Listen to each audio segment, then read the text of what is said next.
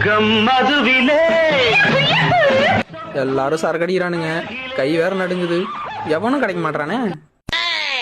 என்ன பொழப்பு இது? டேய் மாப்பிள, ஐயோ, இந்த குறியா நன்னிலையா போட்டேன்.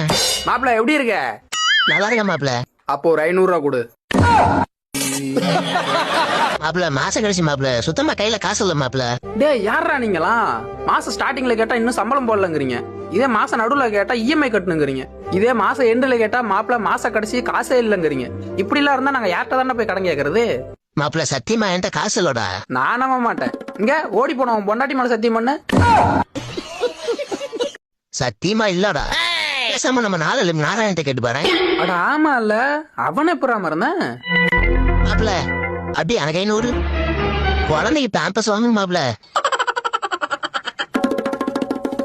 நண்பனுக்கு கோவில கட்டி முதல்ல உனக்கு ஒரு கல்லறை கட்டணும்டா. ஹலோ சொல்றா மாப்பிள, எனக்கு ஒரு உதவி தேவைப்படுது மாப்பிள. ஏய் உனக்காக என் உயிரே கொடுப்பேன்டா, என்ன வேணும்னு சொல்லு. சொல்றா என்ன வேணும்? பணம் ஒரு 1000 ரூபாய் ஜிபே பண்ணு மாப்பிள. The subscriber is currently switched off. யாராரோ நண்பன் என்று ஏமாந்த நெஞ்சம்